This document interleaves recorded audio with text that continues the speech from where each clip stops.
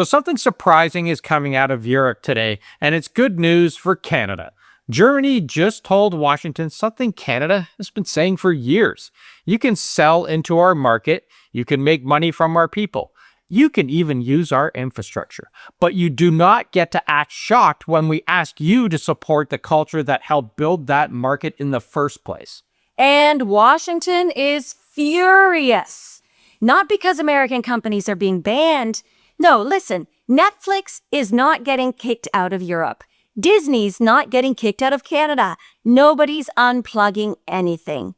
They're being asked to invest a percentage of their local revenue into local stories. That's it. And apparently, in Washington, that is now a trade emergency. Listen, Germany is moving ahead with a new streaming law that would require major streamers and broadcasters to invest at least 8% of their annual German revenue into German and European film and television production. Now, the U.S. Trade Representative, Jamieson Greer, well, he reacted like Berlin had personally unplugged Netflix and replaced every show with a 4-hour documentary on tax policy. Look, Germany's only asking for 8%. That's it.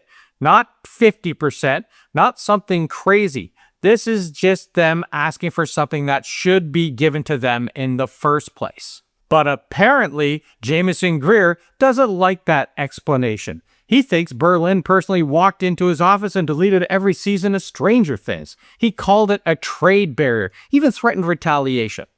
But Germany's response was calm, which somehow made it hit sharper.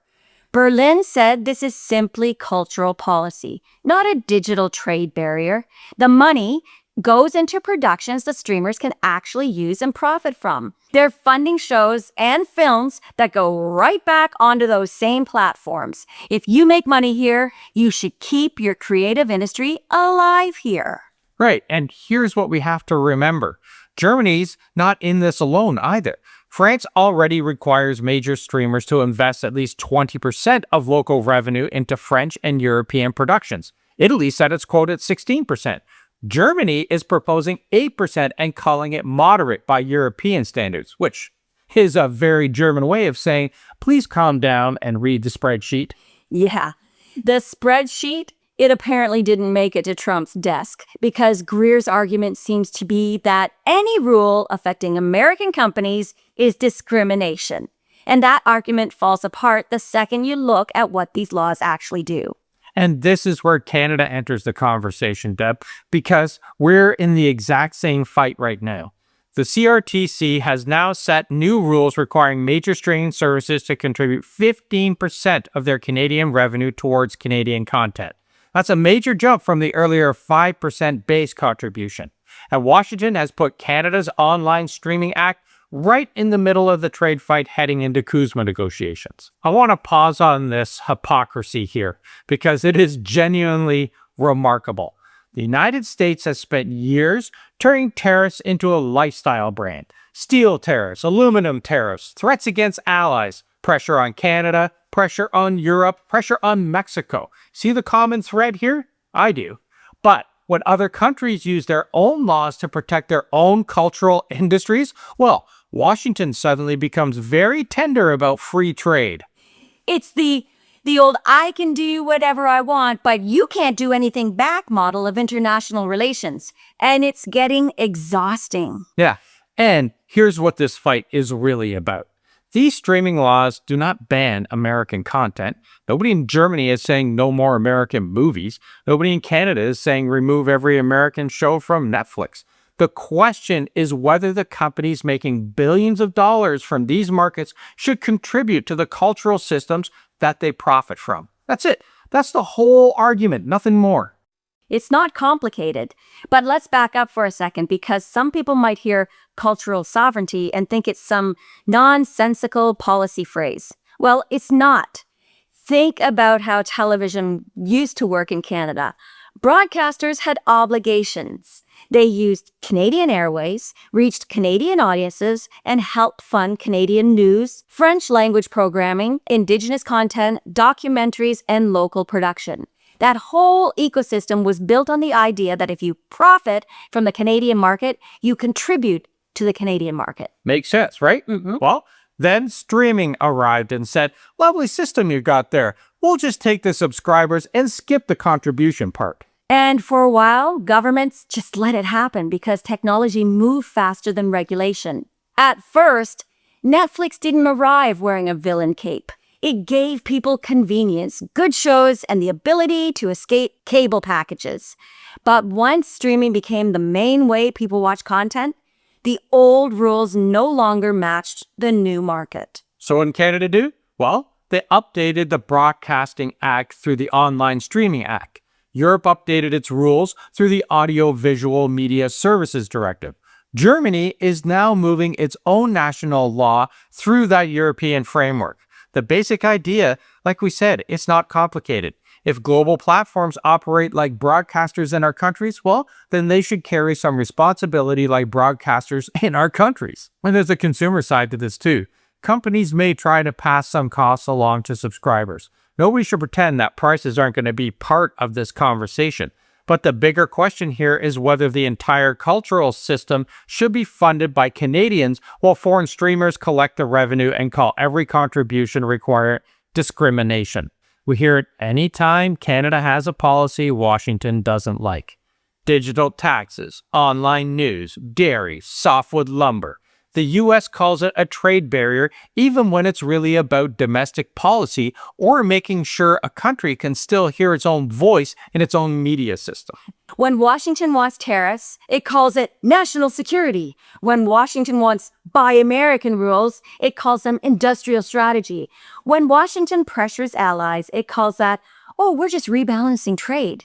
But then, when Canada or Germany ask streaming giants to support local production that their own people are investing in, suddenly everyone is supposed to faint on a velvet couch and say, oh my goodness, what are they doing?